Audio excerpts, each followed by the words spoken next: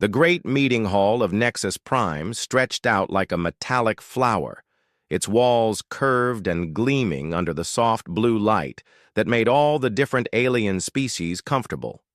Representatives from 43 worlds sat in their special chairs, each designed for their unique body shapes. Some breathed different gases through masks, others floated in gravity fields, and a few existed as pure energy contained in crystal shells. Commander Zethkar adjusted his position on the heated stone that served as his seat. His reptilian scales caught the light as he moved, creating patterns of green and gold across his broad shoulders. As the representative of the hegemony of scales, he had attended these monthly gatherings for over 20 cycles. The routine never changed much. They discussed trade agreements, settled small disputes between worlds, and shared cultural stories to keep peace among the stars. The formal session is now complete, announced the station's artificial intelligence in a voice that translated perfectly into each species' language. We begin the traditional time of cultural exchange. This was Zethkar's favorite part. Each month, different representatives would share stories from their home worlds, myths, legends, and old tales that helped everyone understand each other better. It was a diplomatic tradition started centuries ago when the first galactic peace treaty was signed. Ambassador Lum Ara of the Ethereal Collective floated forward first. She was a being of shifting light, contained within a transparent form that moved like water. When she spoke, her voice sounded like musical chimes. Our archives contain stories of the ancient builders, she began, beings who could shape matter. With their thoughts and travel between stars without ships, they vanished long before our civilization began, leaving only empty worlds behind. The assembled representatives nodded politely. Every species had stories of mysterious ancients who had come before. It was a common theme across the galaxy. Next came Dr. Corvain from the Silicon Brotherhood. His crystalline body rang like a bell when he moved. We speak of the endless swarm, he said. Creatures of flesh and metal who consumed entire star. Systems before burning out like a plague. They exist now only in our oldest memory crystals. More nods. More ancient monsters safely buried in the past. Then it was Zethkar's turn. He stood slowly, his claws clicking against the stone floor. The other representatives turned their attention to him, expecting another story of long-dead threats or vanished builders. My people remember the Death Worlders, Zethkar began, his voice carrying the weight of genuine fear passed down through generations. But these were not ancient beings of mystery. They were real, they were recent, and they were the most terrifying thing the galaxy has ever known. A curious silence fell over the hall. Several representatives leaned forward in their seats. According to our oldest records, Zethkar continued, these creatures evolved on a world so hostile that it should have been impossible for complex life to survive. The planet spun around a violent star that threw deadly radiation across its surface. The atmosphere contained a poison gas that burned through organic tissue. The weather included frozen water that fell from the sky and electrical storms that could kill with a single touch. Ambassador Lum Ara's light flickered with interest. Surely no world could be so harsh. But it was, Zethkar insisted. The surface was covered with liquid water that could drown air-breathing creatures, and this water was filled with aggressive predators. The land moved and shook, splitting open to release burning rock. Ice covered vast areas for thousands of cycles. At a time, then melted to flood everything. Dr. Vexani from the Academic Union spoke up. She was a tall, thin being with 4 arms and pale blue skin. Commander, these sound like the exaggerated fears of primitive peoples. No species could evolve under such conditions. That is what we thought, Zethkar replied. But these Death Worlders did more than survive. They thrived. Our records say they grew strong from the constant struggle. They could heal from wounds that would kill any of us. They could function in temperatures that would freeze our blood or boil our organs. They breathed that poison atmosphere as easily as we breathe safe gas. The reptilian commander began walking around the circular hall as he spoke, his tale growing more intense. But the worst part was not their physical abilities. It was their minds. These creatures did not just endure conflict. They sought it out.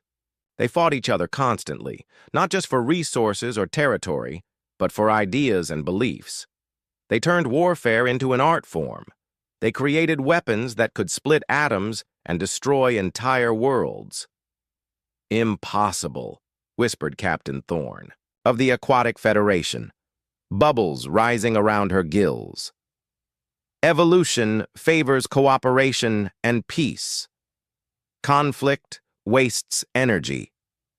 "Not for them," Zethkar said grimly. "Conflict made them stronger. They would throw themselves into impossible situations and find ways to win. When one of their kind was injured, they would become more dangerous, not less. When cornered, they would fight with such fury that entire armies would flee in terror." "Doctor."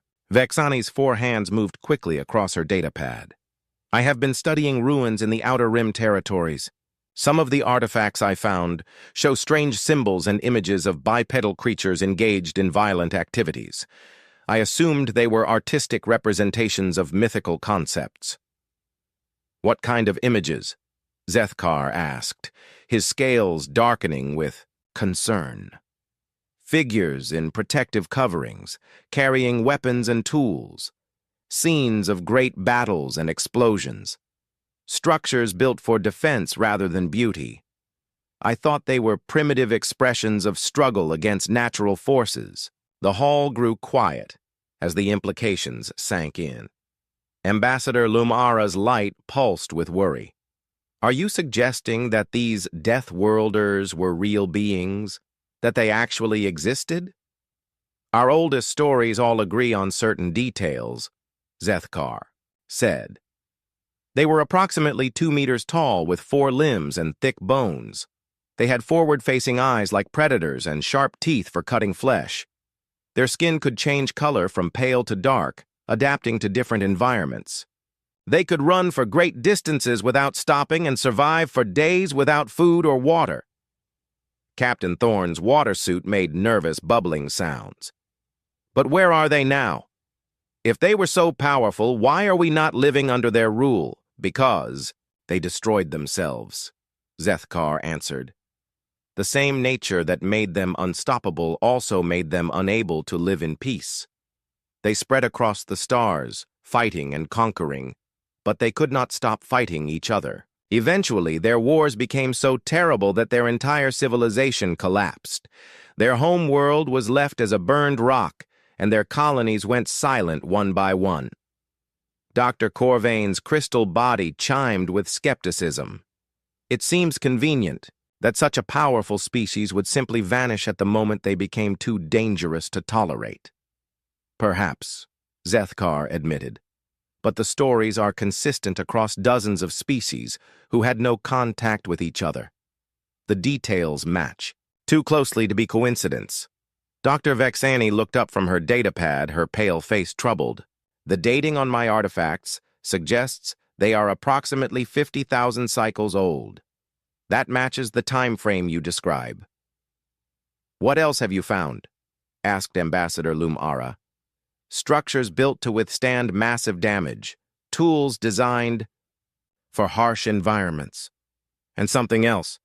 Writing systems that seem far more complex than the civilization level suggested by the ruins, as if they were designed to preserve information across long periods of destruction." The meeting hall fell into an uncomfortable silence. Representatives shifted in their seats, each lost in their own thoughts about what this might mean. Minister Veltar of the Peaceful Aggregate finally spoke. His soft, gray form trembled slightly as he asked, "If these creatures were real, and if they spread across the galaxy as you suggest, where did they all go?" You cannot hide billions of individuals even across multiple star systems. The stories. Say they had great ships that could travel between galaxies, Zethkar replied. Perhaps the survivors fled to distant places beyond our reach. Or perhaps they simply died out, Dr. Corvain suggested hopefully. Even the most adaptable species can face extinction when their environment changes too rapidly. Dr. Vexani continued studying her data. I am finding references to something called terraforming in the partial translations I have completed. It appears to describe changing entire worlds to match their preferred conditions rather than adapting themselves to existing environments. Terraforming? Ambassador Lumara's light flickered rapidly. That would require technology beyond anything we possess. The energy costs alone would bankrupt entire star systems.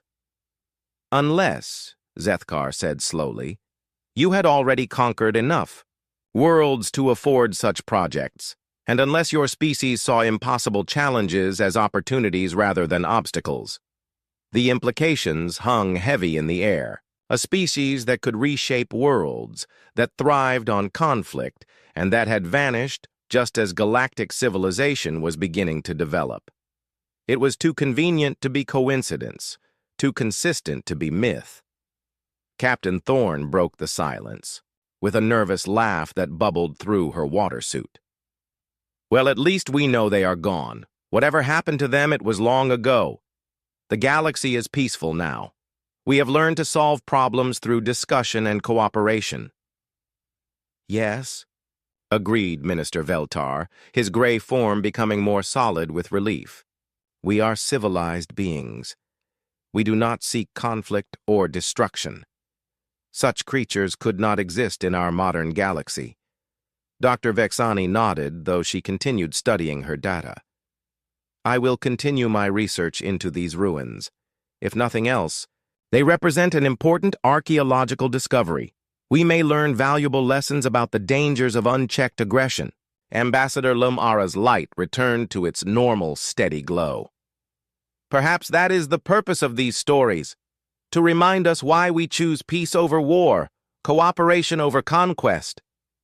Indeed, Zethkar agreed, though his scales remained darker than usual. The myths serve as warnings. They show us what we could become if we forget the value of civilization. The session ended with the traditional closing ceremony, each representative offering a blessing for continued peace among the stars. But, as they departed for their ships and home worlds, many carried with them a new unease. Dr. Vexani remained behind, studying her datapad long after the others had gone. The images from her archaeological sites seemed different now, viewed through the lens of Zethkar's stories. The structures were not primitive defenses against natural forces. They were sophisticated fortifications designed by minds that understood warfare on a galactic scale. The symbols were not artistic expressions. They were technical specifications and operational manuals for weapons and equipment far beyond current galactic technology. And the figures in the images were not mythical representations of struggle. They were documentary records of a species that had turned survival into an art form and war into a science. As she prepared to leave Nexus Prime, Dr. Vexani made a decision that would change the course of galactic history. She would return to her dig sites with new questions and better equipment. If the Deathworlders had been real, their secrets might still be hidden among the ruins, waiting for someone to understand what they had found. The peaceful galaxy slept soundly that night, comfortable in the knowledge that the monsters of legend were safely buried in the past. But in the ruins of forgotten worlds, evidence waited patiently to be discovered, evidence that would prove the nightmares were real and that some legends never truly die. 3 months after the gathering at Nexus Prime, Dr. Vexani stood at the edge of a massive excavation site on the third planet of the Kepler 442 system. The world was classified as barren, too cold for most galactic species, with an atmosphere too thin to breathe and radiation levels that required protective suits. It was exactly the kind of place that budget-conscious administrators assign to archaeological expeditions they did not expect to produce important results. But Dr. Vexani was no longer interested in important results. She was hunting for proof of impossible stories. Her team of 12 researchers worked carefully around the edges of what appeared to be a vast underground complex. The initial scans had shown regular geometric patterns buried beneath hundreds of meters of accumulated dust and debris. What they had uncovered so far defied everything they knew about ancient galactic civilizations. "Professor," called Dr. Kent, her senior excavation specialist. His environmental suit made him look bulky and awkward as he gestured toward a newly exposed section of wall. "You need to see this." Vexani made her way across the rocky terrain, her suit's systems working overtime to keep her comfortable in the harsh environment. As she approached the excavation, her breath caught in her throat. The wall was made of some kind of metal alloy that showed no signs of corrosion despite its obvious age. More importantly, it was covered with symbols that matched exactly the patterns she had been studying from her previous dig sites. But these symbols were not carved decorations. They were functional markings, labels, and what appeared to be warning signs. "Run a deep scan," she ordered. "I want to know what is behind this wall." The scanning equipment hummed for several minutes before producing a three-dimensional image that made the entire team fall silent. Behind the wall lay a vast chamber filled with structured objects, furniture, equipment, and what looked like massive storage devices. "Professor," whispered Dr. Morin, the team's youngest researcher, "the scans show artificial gravity generators, active ones. After all this time, they are still functioning." Vexani stared at the readouts. Artificial gravity was not unknown to galactic civilization, but it required enormous amounts of energy to maintain. The fact that these systems had been running for thousands of years suggested power sources beyond anything currently available. "Begin cutting through the wall," she decided. "But do it slowly. We do not know what we might disturb." It took 2 days to create an opening large enough for the team to enter. Dr. Vexani was the first to step through, her suit's lights illuminating. A space that took her breath away. The chamber was enormous, easily large enough to hold several starships. The walls rose into darkness above them, and corridors branched off in multiple directions. Everything was built on a scale that suggested beings roughly the same size as the figures in her artifact images, approximately 2 meters tall, built for strength rather than elegance. But it was the contents of the chamber that made her hands shake as she activated her recording equipment. Rows upon rows of sealed containers lined the walls, each one marked with those same symbols. In the center of the chamber sat massive rectangular objects that her scanner identified as data storage devices, and scattered throughout the space were pieces of equipment that looked functional despite their age. "My readings show atmosphere," reported Dr. Kent, his voice tight with excitement. "Not breathable for us, but stable. The environmental systems are still working." Vexani approached the nearest storage device carefully. It was built like a fortress, with multiple layers of protection and warning symbols covering every surface. As she drew closer, lights began to activate along its edges. "It knows we are here," she said softly. The device produced a series of sounds, tones, and rhythms that reminded her of language patterns. After a moment, a holographic display activated above the machine, showing symbols that shifted and changed. Dr. Morin pulled out his translation equipment and began running the symbols through the database of known galactic languages. After several minutes, he looked up with a confused expression. "Professor, the computer says this is not a language. It says these are mathematical progressions and scientific constants." "The device is testing us," Vexani realized. "It wants to know if we are intelligent enough to understand what we have found." She took out her own datapad and began working through the mathematical sequences. They were basic concepts, the relationship between energy and matter, the properties of different elements, the physics of stellar formation, Simple enough for any spacefaring civilization to understand, but presented in a way that demonstrated sophisticated knowledge. When she input the correct responses, the device made a sound that might have been approval. The holographic display changed, showing more complex symbols arranged in structured patterns. "It is a language," Dr. Kent breathed. "The mathematics were just the first test. Now it is teaching us how to read their actual writing system." For the next 6 hours, the team worked to decode the basic elements of what they would later learn was called English. The device was remarkably patient, repeating concepts and providing examples until they demonstrated understanding. When they finally accessed the first actual file, Dr. Vexani nearly dropped her datapad. It was a personal log, recorded by something calling itself Major Sarah Chen, Colonial Marine Corps 3rd Expeditionary Force. The translation was rough, but the meaning was clear enough to chill them all. Day 47 of the evacuation. The orbital bombardment has stopped, but the radiation levels are still climbing. Command estimates we have maybe 6 hours before this place becomes completely uninhabitable. The civilians are loaded on the last transport, but half my unit is staying behind to make sure the automated defenses keep running. Someone has to guard the archives until the relief force arrives. If anyone finds this record, know that we held the line as long as we could. The log continued with technical details about radiation shielding, defensive positions, and weapons systems that made no sense to the archaeologists.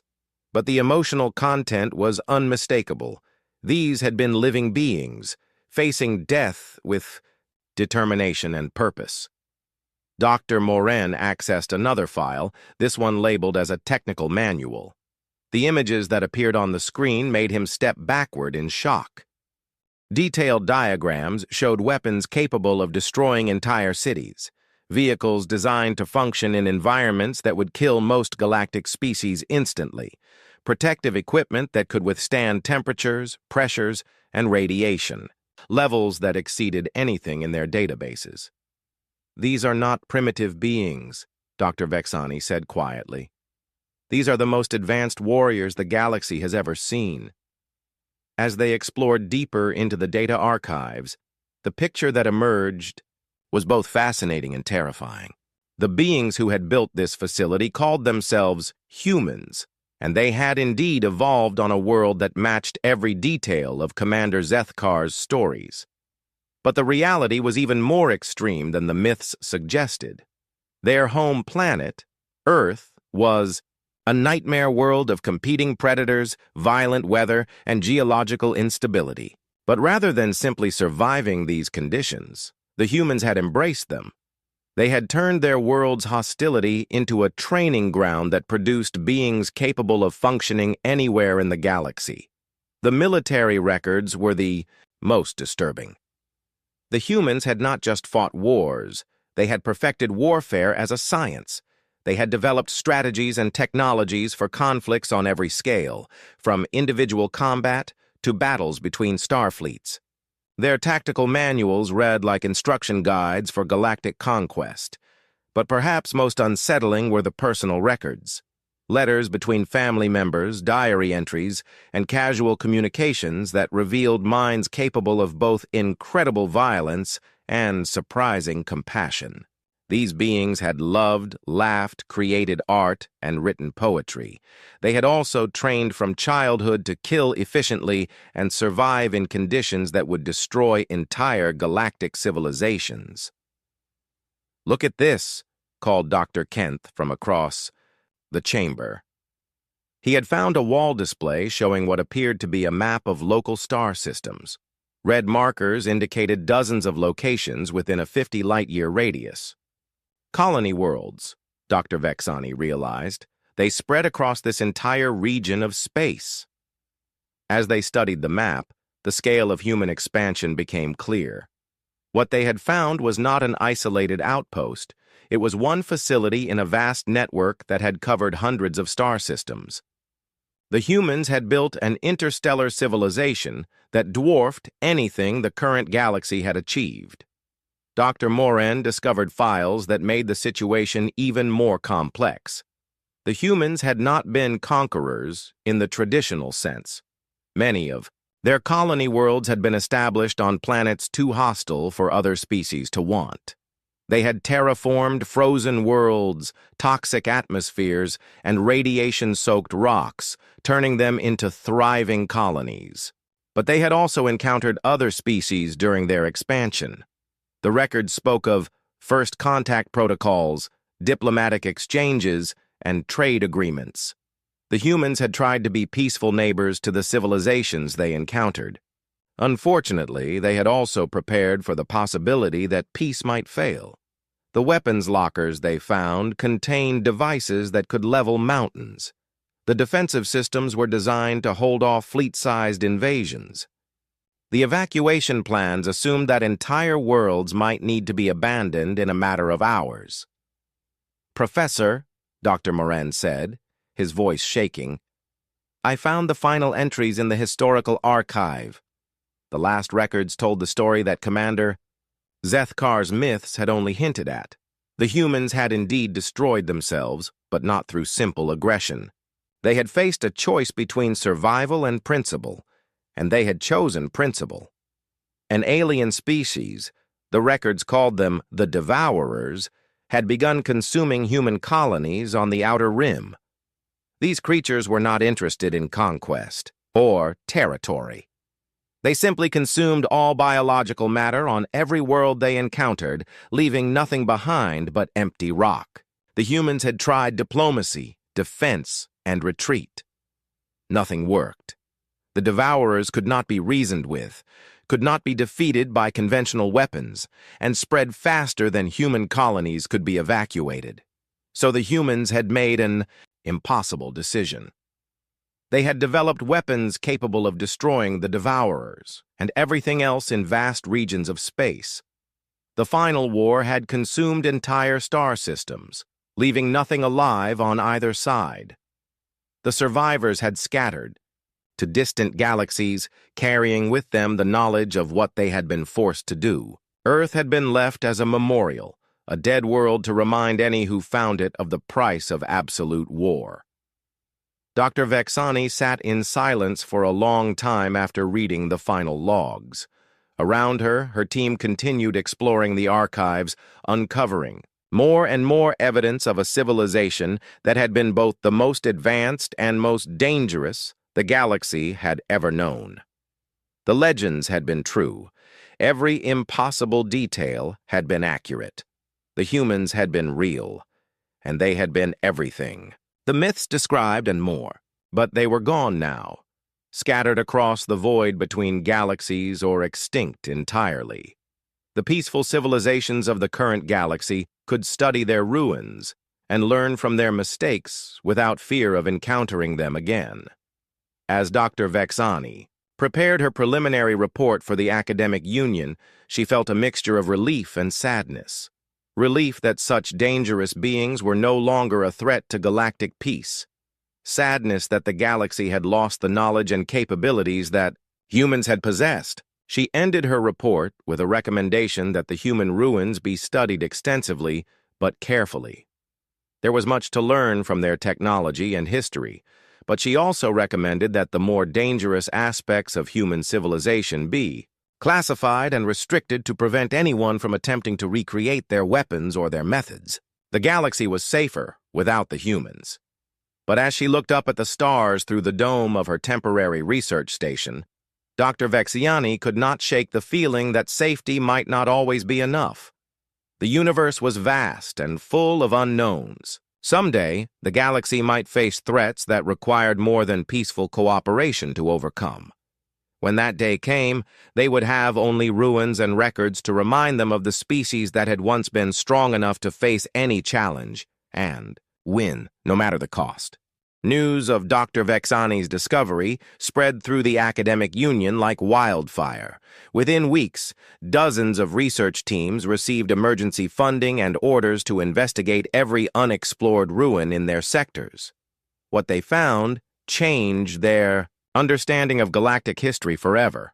The Kepler 442 site was not unique. Human ruins existed on 47 different worlds across 8 star systems, each one telling the same impossible story. These humans had not only existed, they had built an interstellar civilization that reached across a significant portion of what was now considered unexplored space. Dr. Vexani found herself leading a task force of over 200 researchers from 12 different species. Her modest archaeological expedition had become the most important scientific project in galactic history, but the more they discovered, the more disturbing the picture became. "The scale is unprecedented," reported Dr. Corvain during their weekly briefing. His crystal body chimed with excitement as he shared his findings from the Proxima Centauri ruins. This facility alone could have housed 50,000 individuals. The life support systems were designed to maintain that population for over a century without external resources. Captain Thorne bubbled nervously in her water suit. But why build such massive installations on dead worlds? Our scans show these planets were barely habitable even before the humans abandoned them. Because they were not barely habitable for humans, Dr. Vexani explained, reviewing the environmental data from multiple sites. Remember, these beings evolved on a death world. What we consider barely habitable, they might have considered comfortable. The evidence supported this theory. Human colonies had been established on worlds with crushing gravity, toxic atmospheres, extreme temperatures, and radiation levels that would kill most galactic species in minutes. Yet the infrastructure they found suggested thriving civilizations that had operated for thousands of years. Professor Lim Taco from the Crystalline Archives had spent months translating human technical manuals. "Their terraforming technology is extraordinary," he reported. They could alter the atmospheric composition of entire worlds, adjust orbital mechanics to change climate patterns, and even relocate moons to modify tidal forces. That would require energy levels beyond our current capabilities, pointed out Dr. Morin. How could they power such massive projects? The answer came from deep space surveys. Long-range sensors had detected artificial structures orbiting dead stars throughout the former human territory. These massive constructions, some larger than planets, appeared to be devices for harvesting energy directly from stellar radiation. "Dyson spheres," Dr. Vexani breathed when she saw the first confirmed images. They were building shells around entire stars to capture their energy output. The implications were staggering. A civilization capable of constructing Dyson spheres could power projects on a galactic scale. Terraforming worlds would become routine, moving planets would be possible. Even reshaping star systems would be within their reach. But the most shocking discoveries came from the deep space monitoring stations that had been searching for human ruins beyond planetary surfaces. What they found floating in the void between stars made the ground-based colonies seem small by comparison. "We have located what appears to be a derelict human vessel," reported Commander Velnash from the exploration ship Seeker of Truth. "The scale is difficult to comprehend." The images transmitted from the deep space expedition showed a structure that dwarfed any ship in the current galactic fleet. It was clearly artificial, built in sections that suggested modular construction. But it was also clearly dead. No energy signatures, no response to communications, and hull breaches that had been open to space for millennia. "We are preparing to board the vessel," Commander Velnash continued. "Initial scans show it is safe for exploration, though we will maintain full environmental protection." Dr. Vexani watched the live feed as the boarding party entered the human ship through one of the larger hull breaches. Their lights revealed corridors built on the same massive scale as the ground installations, but with subtle differences that suggested this had been a mobile habitat rather than a permanent colony. The ship's computer systems had failed long ago, but backup storage devices throughout the vessel contained fragments of records that painted a picture of humanity's final days. These were not military vessels or exploration ships. They were colony transports, massive arcs designed to carry entire populations between star systems. The personal logs they recovered were heartbreaking. Families saying goodbye to relatives on doomed worlds. Engineers working around the clock to keep life support systems functioning during journeys that lasted decades. Children being born, growing up, and having children of their own during voyages between distant stars. But there were also logs that revealed the true scope of human capabilities. Casual mentions of individual humans surviving in hard vacuum for extended periods while making repairs to the ship's hull. Records of colonists adapting to planetary environments that should have been instantly lethal. Reports of terraforming. Projects being completed in time frames that seemed impossible. "Listen to this entry," Dr. Morin said during their next briefing. He activated a translated audio log from one of the colony ships. Day 2847 of the journey to Wolf 359. The gravitational anomaly we encountered has damaged the hull in 17 locations. External repair teams report they will need another 6 hours to complete temporary patches. Rotation crews are handling the vacuum exposure well, no serious injuries so far. Little Sarah took her first spacewalk today for her 8th birthday. She lasted 43 minutes before needing to come inside for air. The kids adapt so much faster than we do. The casual tone of the log was more disturbing than any technical manual. These beings treated environments that would kill most galactic species as minor inconveniences. They sent children outside their ships to play in the vacuum of space. "How is this possible?" Captain Thorne asked, her water suit bubbling with distress. "No organic being can survive in hard vacuum. It is a physical impossibility." Dr. Corvain had been analyzing biological samples from the colony ships. "Their physiology is remarkable," he reported. "Bone density 3 times galactic standard. Cardiovascular systems designed for extreme pressure variations. Cellular structures that can temporarily shut down and restart. They were not just adapted for their homeworld, they were adapted for space itself." The colony ship records also revealed the true extent of human expansion. They had not colonized dozens of systems, they had colonized thousands. The ships carried detailed star charts showing human settlements scattered across a quarter of the galaxy, each one established, on worlds that other species could not or would not inhabit. They were not competing with other civilizations for resources, Dr. Vexani realized.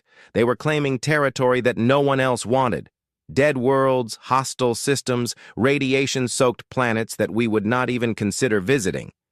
But the records also showed that humans had encountered other species during their expansion. The ship's archives contained extensive files on dozens of alien civilizations, complete with language databases, cultural studies, and diplomatic protocols.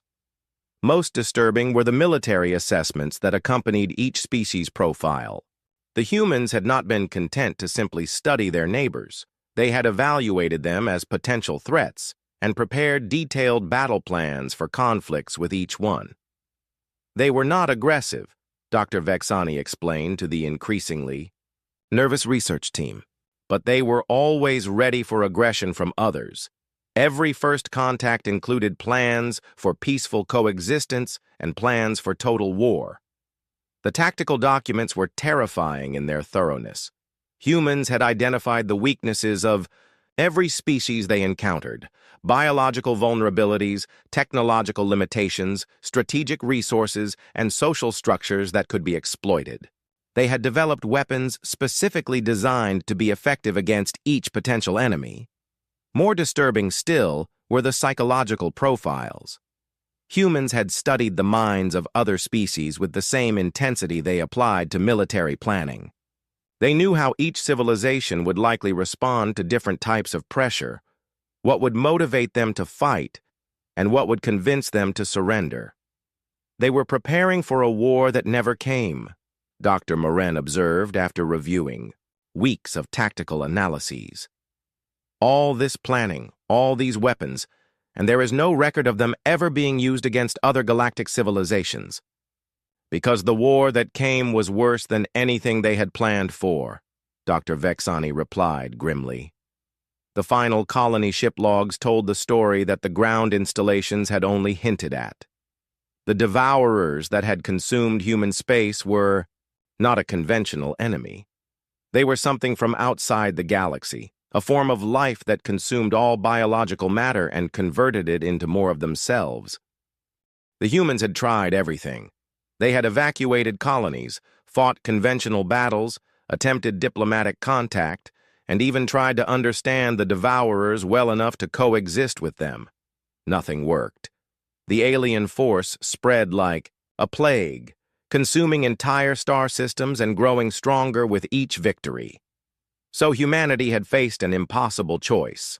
They could flee to other galaxies and allow the devourers to consume every other species in their home galaxy. Or they could stay and fight a war that would require weapons capable of sterilizing vast regions of space.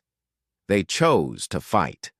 The final logs were fragments, damaged by radiation and time, but the story they told was clear enough. Humans had developed weapons that could destroy matter at the subatomic level, turning entire star systems into empty void. They had sacrificed their own civilization to stop a threat that would have consumed the entire galaxy. The irony is profound, Dr. Vexani told the assembled research leaders during their final briefing. The beings that every species feared as monsters saved us all from something infinitely worse. They destroyed themselves to protect civilizations they had never met. Commander Velnash had spent months exploring derelict human ships throughout the sector. The evidence suggests that scattered groups of survivors escaped to other galaxies. The largest colony ships are missing from our survey data, and long-range sensors have detected fusion signatures consistent with human propulsion systems heading toward the Andromeda galaxy. So, some of them survived? Dr. Corvain chimed hopefully. Perhaps, Dr. Vexani agreed. But if they did, they are impossibly far away. The distance between galaxies is so vast that even human technology would require hundreds of thousands of years to cross it. As the research project entered its final phases, the team prepared comprehensive reports for the Galactic Council. Their findings would reshape everything the galaxy thought it knew about its own history and the dangers that might still exist in the universe. But privately, Dr. Vexani found herself wondering about those missing colony ships. Humans had proven capable of surviving in environments that should have been impossible. They had built technologies that seemed to defy physical limitations. They had sacrificed their entire civilization to protect others. If some of them had escaped to distant galaxies, what had they become during their long exile? Had they learned from the mistakes that had led to their civilization's destruction, or had they grown even more dangerous during their isolation in the cosmic void? These were questions that would have to remain unanswered. The survivors, if they existed, were too far away to matter to current galactic civilization. The galaxy could study human ruins and benefit from their technology without ever having to face the beings who had created it. Or so everyone believed. As Dr. Vexani filed her final report and prepared to return to normal archaeological work, she could not shake the feeling that the human story was not truly over. Somewhere in the vast darkness between galaxies, the descendants of Earth's children might still be traveling home. And when they arrived, the galaxy would discover whether 50,000 years of exile had made them into saviors or something far more dangerous. The deep space monitoring station, Eternal Watch, drifted in the empty void between galaxies. Its massive sensor arrays pointed toward the cosmic darkness that stretched beyond the rim of known space. For 300 years, it had maintained its lonely vigil, watching for threats that might emerge from the intergalactic void. In all that time, it had detected nothing but background radiation and the occasional dead comet. That changed on day 109,147 of its mission. Lieutenant Commander, Zendala was reviewing routine sensor logs when her screens erupted with alerts. The ethereal being's form flickered with surprise as data poured across her displays, artificial signals coming from a region of space that should have contained nothing but emptiness. "This cannot be correct," she muttered, her voice creating harmonic patterns that echoed through the station's command center. She ran the sensors through a complete diagnostic cycle, checking for equipment malfunctions or cosmic interference. The signals remained. Not only were they artificial, they were getting stronger. Within hours, Commander Zendala had transmitted an emergency alert to Nexus Prime. Within days, the greatest scientific minds in the galaxy were analyzing data that challenged everything. They thought they knew about the universe.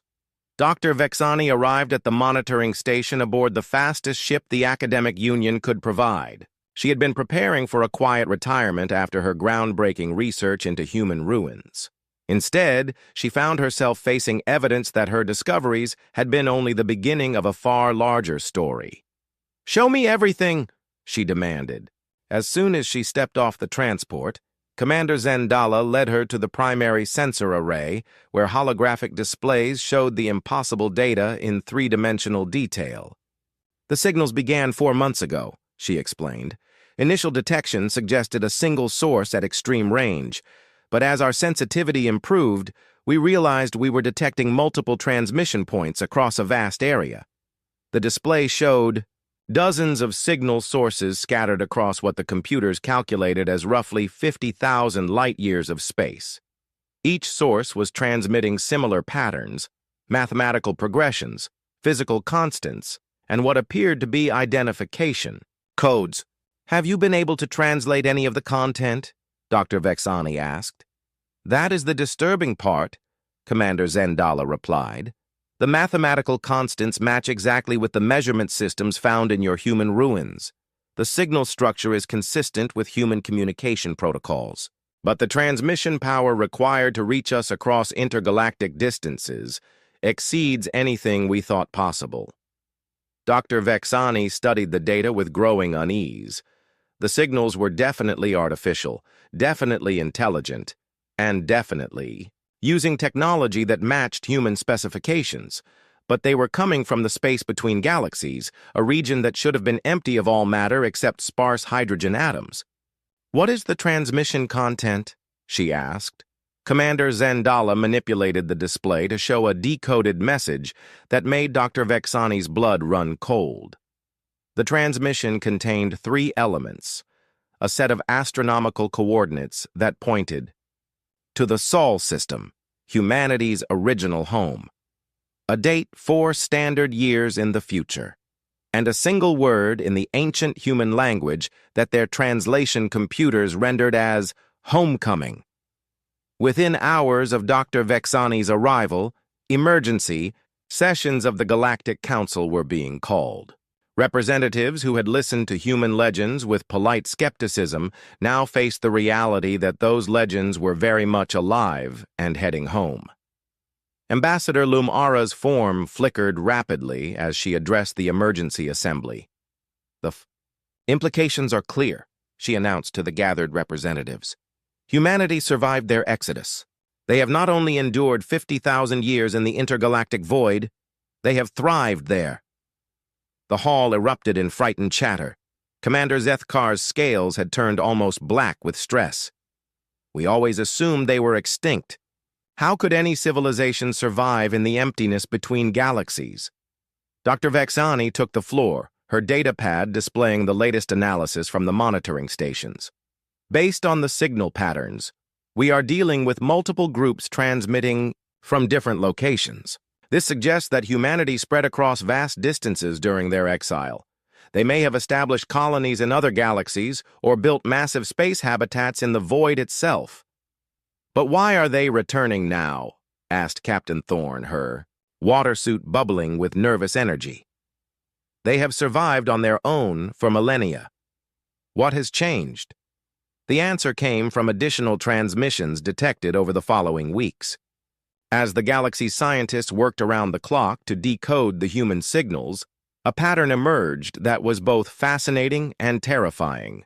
The humans were not just announcing their return, they were conducting a survey of current galactic civilization. The transmissions included detailed scans of major star systems, population assessments of different species, and evaluations of current technology levels. "They are studying us," Dr. Corvain chimed ominously during a briefing at Nexus Prime, just as they studied other species during their original expansion. "The question is whether they view us as potential allies or potential threats." Minister Veltar's gray form trembled as he reviewed the most recent intelligence reports. "Our military advisors have attempted to model defensive scenarios against a returning human force. The results are discouraging.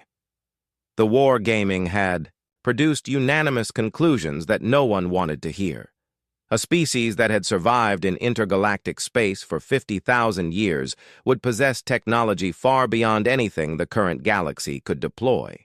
Their original weapons had been capable of sterilizing star systems. After millennia of continued development, they might be capable of reshaping galaxies. "We cannot fight them," Admiral Korthvar of the Combined Fleet admitted during a classified briefing. "Our best projections suggest that a single human ship from their original era could defeat our entire galactic navy. We have no data on what they might be capable of now. But the most unsettling aspect of the situation was not the humans' technological superiority. It was their apparent knowledge of current galactic civilization. The transmission suggested they had been monitoring the galaxy for thousands of years, watching as new species achieved spaceflight and peaceful civilizations developed. "They know everything about us," Dr. Vexani reported to the Council. "Our strengths, our weaknesses, our history, our cultures. They have been planning this return for longer than some of our civilizations have existed." As the appointed date drew closer, additional monitoring stations detected more signals coming from different directions. The humans were not returning as a single group. They were approaching from multiple galaxies, suggesting they had spread far beyond their original exodus routes. "The scale is beyond comprehension," Commander Zendala reported during a galactic broadcast that was transmitted to every civilized world. "We are detecting approach vectors from at least 7 different galaxies. This suggests human expansion across cosmic distances that we cannot even accurately measure." The galaxy fell into various stages of panic, denial, and desperate preparation.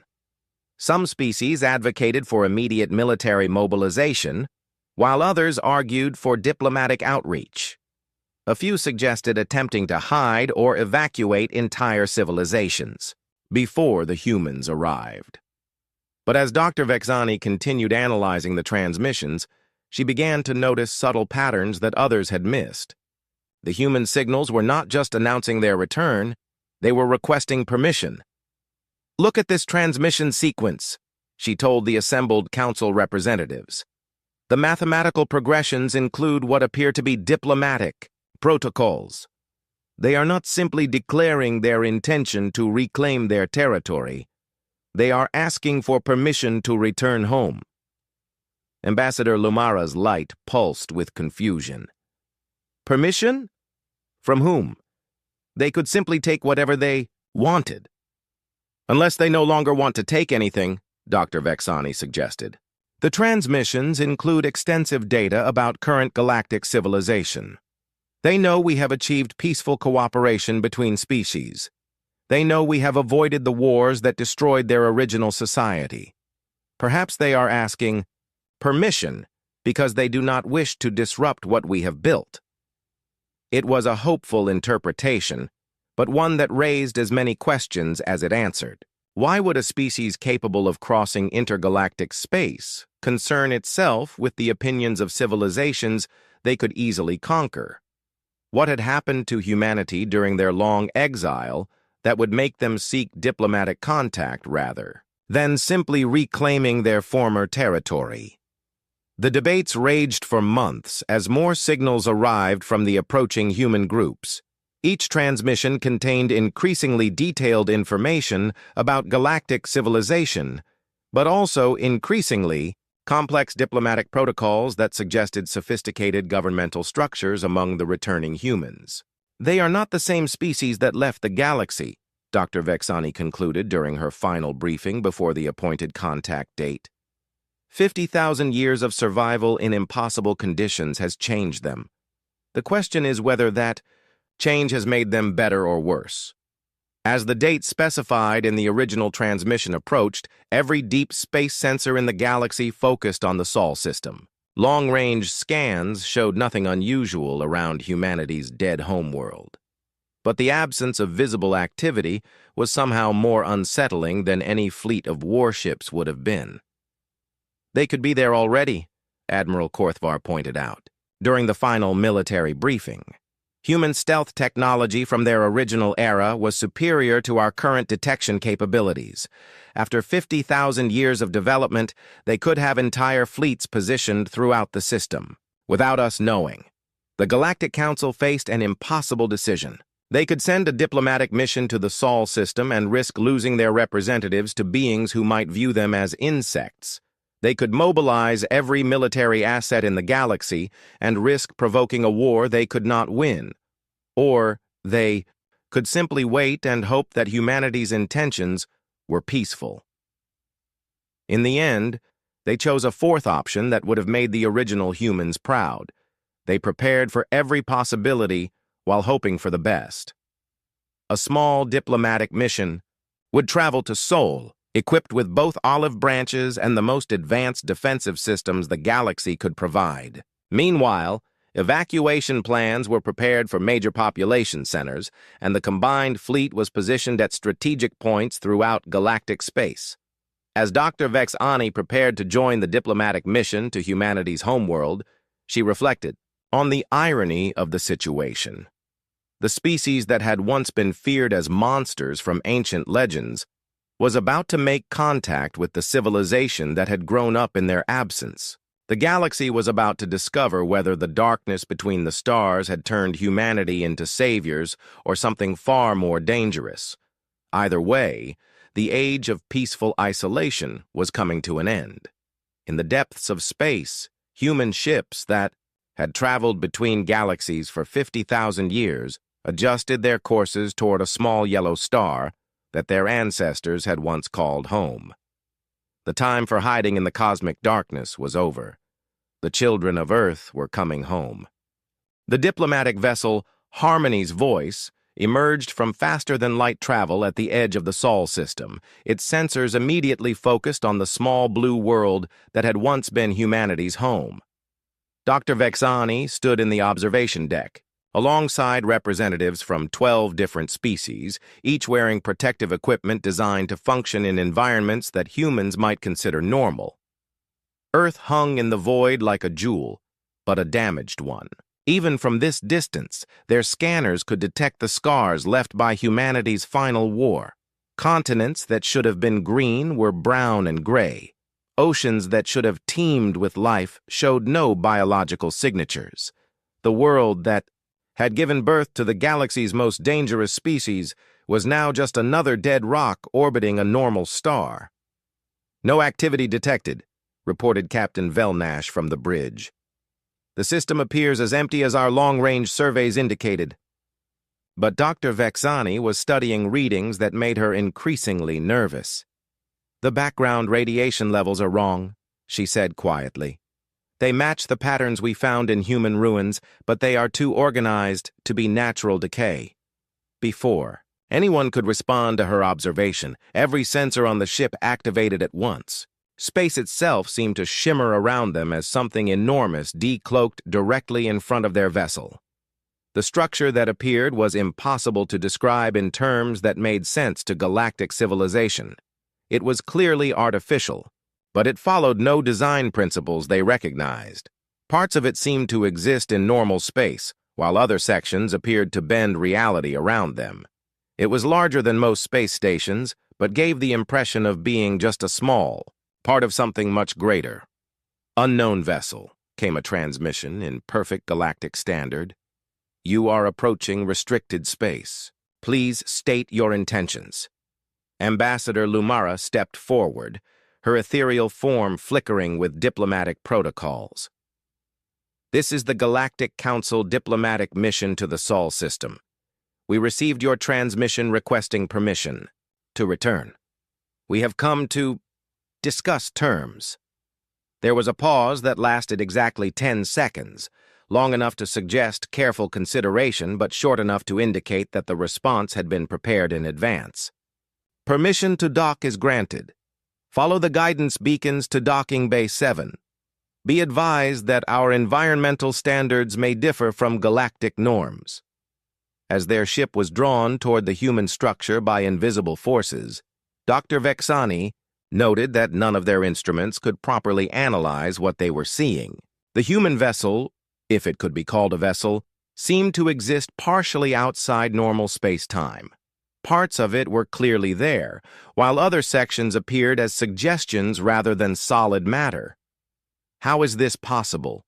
whispered Dr. Corvain, his crystal form chiming with confusion. 50,000 years of development," Dr. Vexani replied grimly. "We are seeing technology that has had millennia to advance beyond anything we can understand." The docking process was smooth and efficient, though none of them could explain how their ship had been guided into what appeared to be solid matter. One moment they were approaching the structure's surface, and the next they were inside a bay that was clearly larger than the external dimensions should have allowed. As they prepared to disembark, Captain Velnash received detailed instructions about environmental conditions. The atmosphere was listed as breathable for most galactic species, but with warnings about gravity levels that were 1.3 times galactic standard and radiation levels that required minimal protective equipment. "They are accommodating us, Ambassador," Lumara observed. "This entire bay has been modified to make us comfortable." The airlock cycled open to reveal a corridor that was clearly designed by minds that understood galactic architecture but had improved upon it in subtle ways. The lighting was perfect for every species present. The gravity felt normal despite the readings that said it should have been crushing. The air carried scents that reminded each delegate of their homeworld. They were met by a single figure who appeared human according to the archaeological records, but with differences that immediately marked her as something new. She was tall, perhaps 2.5 meters, with the muscular build that the records suggested was normal for her species. But her skin had a subtle metallic sheen, and her eyes reflected light in ways that suggested modifications beyond natural evolution. "Welcome," she said, her voice carrying harmonics that made each delegate feel she was speaking directly to them in their preferred communication style. "I am Dr. Sarah Chen, representing the Terran Remnant Coalition. We appreciate your willingness to meet with us." Dr. Vexani stepped forward, trying to hide her shock at hearing a name that matched one of the personal logs from the archaeological sites. "Dr. Chen, I am Dr. Vexani of the Academic Union. Are you related to the Sarah Chen who recorded the evacuation logs we discovered?" Dr. Chen smiled, and the expression was both completely human and subtly alien. "I am Sarah Chen, the same individual who recorded those logs 50,000 years ago. We have learned much about longevity during our time in the dark." The implications of that simple statement sent chills through the diplomatic team. This was not a descendant of humanity. This was an original human who had lived through their civilization's destruction and their species' long exile. "Please follow me," Dr. Chen continued, leading them down corridors that seemed to adjust their configuration as they walked. "I know you have many questions, and we have prepared facilities where we can speak comfortably." As they walked, Dr. Vexani noticed details that reinforced her growing understanding of how much humanity had changed. The walls showed displays that updated in real time with information about galactic civilization, population centers, technological capabilities, current political situations. The humans had not just been monitoring the galaxy, they had been conducting detailed sociological studies for millennia. The conference room they entered was a masterpiece of diplomatic design. It contained seating appropriate for every species present, environmental controls that maintained perfect comfort for each delegate, and displays that could present information in whatever format, each being found most comprehensible. Before we begin formal discussions, Dr. Chen said as they settled into their positions, I want to address the fear that I know you are all experiencing. Yes, we are the beings described in your ancient myths.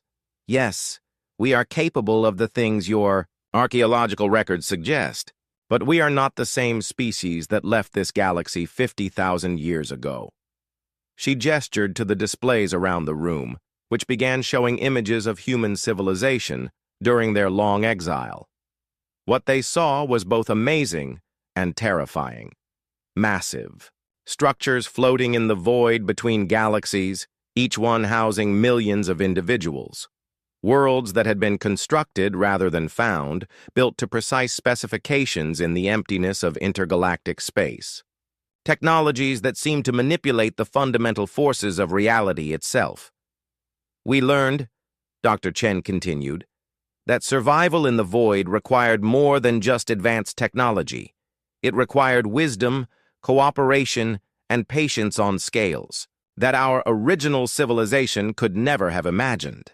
The images showed human societies that had evolved beyond anything their archaeological records had suggested. Gone were the military hierarchies and competitive structures that had defined their original expansion. In their place were cooperative communities that spanned multiple galaxies, working together on projects that required thousands of years to complete. You destroyed yourselves once? Ambassador Lamara pointed out carefully. How do we know you will not do so again? Because we cannot afford to, Dr. Chen replied simply. In the void between galaxies, cooperation is not just preferable. It is the only way to survive.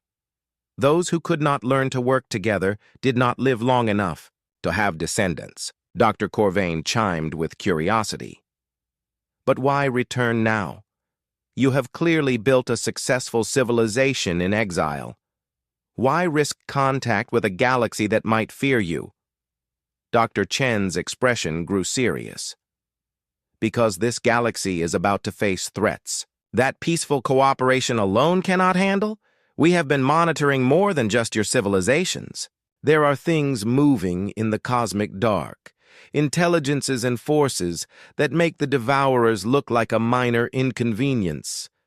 The displays around the room changed to show long-range sensor data that made the diplomatic team fall silent.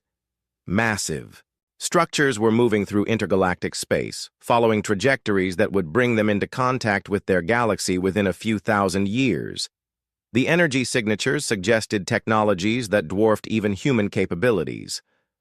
The universe is not a safe place, Dr. Chen continued. During our exile, we have encountered forces that view entire galaxies as resources to be consumed. Most of them have not yet noticed your galaxy because it has been relatively quiet and peaceful. But that is changing. She showed them data about galactic energy output, population growth, and technological development. The peaceful expansion of galactic civilization was creating signals that would eventually attract attention from things that fed on civilizations. We offer ourselves as guardians, Dr. Chen said. Not rulers, not conquerors, but protectors. We have learned to fight things that exist beyond normal space and time. We have developed technologies that can hide entire galaxies from cosmic predators. We can teach you to defend yourselves against threats you do not yet know exist. Captain, Velnash spoke carefully. And what do you ask in return? Permission to come home, Dr. Chen replied. We want to rebuild Earth, not as a center of empire, but as a memorial to what we learned. We want to establish research stations in this galaxy to monitor cosmic threats. And we want to share our knowledge with civilizations that have achieved what we could not, lasting peace. The negotiations that followed lasted for weeks. The human proposals were comprehensive and detailed, covering everything from territorial boundaries to technology transfer protocols. But they were also, surprisingly, generous. Humanity was not seeking to reclaim their former territory or to impose their authority on existing civilizations. Instead, they wanted to establish a network of monitoring stations that would watch for cosmic threats while studying galactic civilization.